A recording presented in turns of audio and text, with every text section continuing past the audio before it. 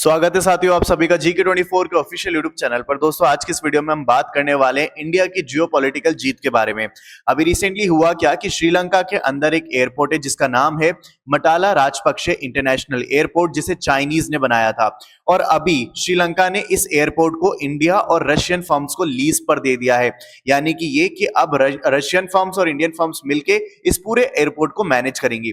तो आखिर ये एयरपोर्ट इंडिया के लिए कैसे स्ट्रेटेजिकली इंपॉर्टेंट हो सकता है, आखिर क्यों हम इसे इंडिया की जियोपॉलिटिकल जीत बोल रहे हैं और क्या इसकी पूरी हिस्ट्री रही थी, इन सब चीजों को बहुत ही डिटेल में चर्चा करेंगे। चलिए शुरुआत करते हैं। इसको पूरा समझने के लिए आपको समझना पड़ेगा पहले इंडियन ओशियन को।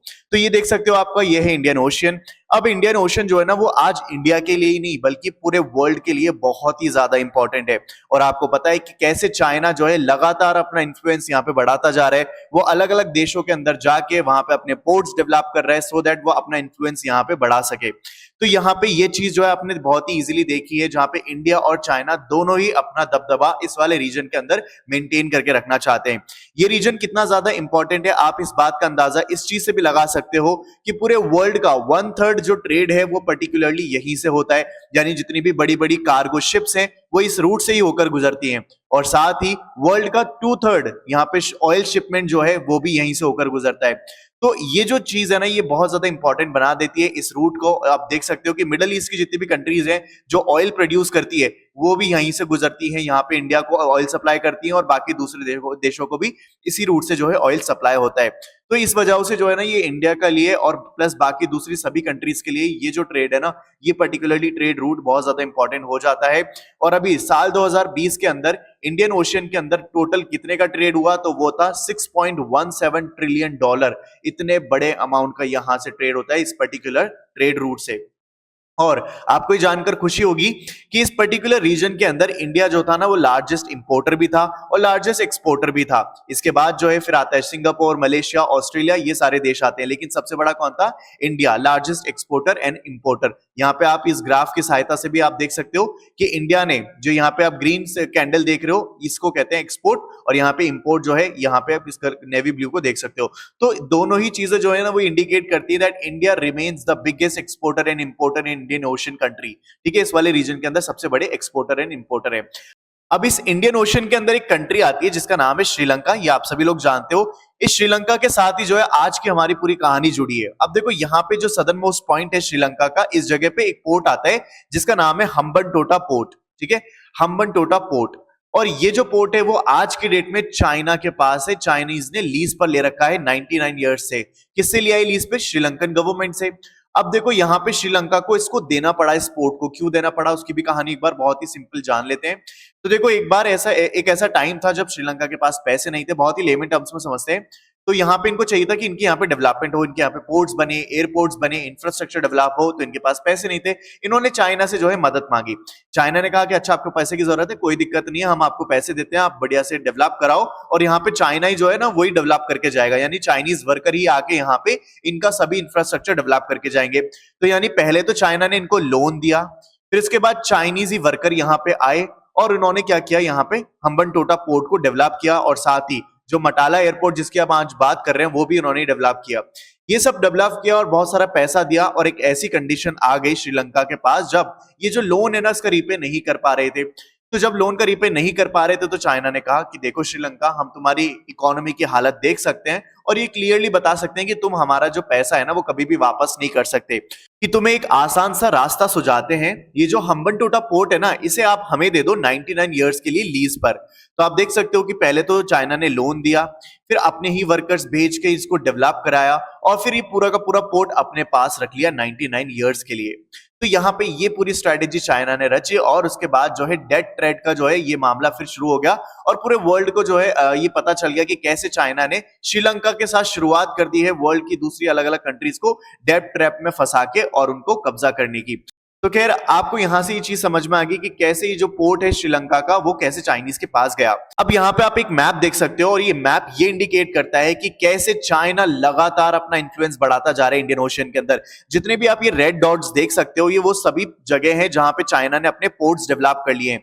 जैसे कि आप यहाँ पे म्यांमार के अंदर देख सकते हो, इसके बाद आप यहाँ पे बांग्लादेश के अंदर भी देख सकते हो, श्रीलंका का हम्बनटोट पोर्ट हो गया और फिर उसके बाद जो है यहाँ पे मालदीव्स का भी, मालदीव भी धीरे धीरे करके बिकी जाएगा चाइना के हाथों। और यहाँ पे पाकिस्तान के अंदर एक क्या है, ग्वादर पोर्ट। तो ये सभी चीजों से है ना, ये समझ में आता है कि चाइना लगातार अपने पैर पसारता जा रहा है इंडियन ओशन के अंदर। तो ये चीजें कहीं ना कहीं इंडिया के लिए बहुत ही ज्यादा चिंताजनक हो जाती हैं, क्योंकि जैसे ये हम्बनटोटा पोर्ट पे आया ना, तब से इनकी एक्टिविटी पता है क्या हो गई है कि कभी तो ये स्पाई शिप यहाँ पे बुला लेते हैं, कभी कभी इंडिया के जो यहाँ पे स्पेस स्टेशन है साउथ के अंदर, उनके ऊपर निगरानी रखते हैं इंडिया क्या क्या करता रहता है, क्या एक्टिविटीज है।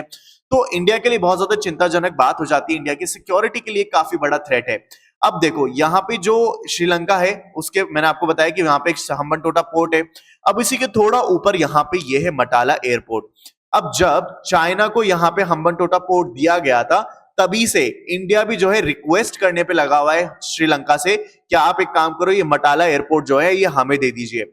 अब इंडिया जो है ऐसा कब से कर रहा था, 2018 से। लेकिन उस टाइम पे क्या था कि यहाँ पे महिंदा राजपक्षे की सरकार थी, और महिंदा राजपक्षे जो थे वो चाइनीज के हाथों बिके हुए थे, और इन्होंने जो है इंडिया की बात नहीं मानी। और उस टाइम पे जो है इंडिया ने 2023 के अंदर भी ट्राई किया, लेकिन यहाँ पे बात बनी नहीं और हमें नहीं मिल पाया मटाला राजपक्षे इंटरनेशनल एयरपोर्ट।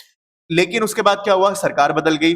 आज यहाँ पर श्रीलंका के अंदर विक्रम सिंघे की सरकार है, और ये इन्होंने एक सिंपल सी कंडीशन रख दी कि देखो हम जो है ना एयरपोर्ट, ये जो पूरा एयरपोर्ट है मटाला एयरपोर्ट, हमें देने में कोई दिक्कत नहीं है इंडिया को, लेकिन इंडिया के साथ साथ कोई एक और कंट्री जो है इसके साथ जुड़नी चाहिए तो ही हम देंगे। तो इंडिया के साथ कौन सी कंट्री जुड़ी, वो थी रशिया।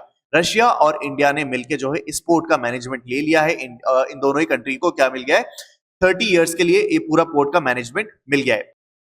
अब अगर आप गूगल पे ये सर्च करोगे कि वर्ल्ड का सबसे एम्प्टीएस्ट एयरपोर्ट कौन सा है, तो आपके सामने नाम निकल के आएगा मटाला इंटरनेशनल एयरपोर्ट। मतलब लिटरली ये इतना ज्यादा खाली है कि यहाँ पे आपको कोई दिखेगा ही नहीं, कोई भी पैसेंजर नहीं आपको दिखेगा यहाँ पे, सिर्फ यहाँ पे आपको कर्मचारी दिखेंगे जो यहाँ पे सिर्फ सफाई करने के लिए आते हैं। तो ये है वर्ल्ड का सबसे ज्यादा एम्प्टीएस्ट एयरपोर्ट, और इसको जो है इंडिया 2018 से खरीदने की कोशिश कर रहा था, और जो हमारी कोशिश कंप्लीट हुई है 2024 में जाके। अब आपके दिमाग में सिंपल सा क्वेश्चन आ रहा होगा कि जब ये यहाँ से कोई होता ही नहीं है तो इंडिया की कमाई तो यहाँ से हो नहीं पाएगी, तो हम इसको खरीद क्यों रहे हैं। तो देखो खरीद रहे हैं, बिल्कुल सही आपने सोचा, वो है जियोपॉलिटिकल राइवलरी के चलते जो है इंडिया को इस पोर्ट को खरीदना पड़ा। Geopolitical rivalry between the big two powers sometime yields odd result, यानी कि हमें कभी कभी खराब चीजें भी खरीदनी पड़ती है जो यहाँ पे राइवलरी चल रही होती है उसकी वजह से। चाइना की वजह से जो है हमें बेसिकली यहाँ पे इस पोर्ट को खरीदना पड़ा, सो दैट हम भी श्रीलंका के अंदर अपनी प्रेजेंस बना पाए।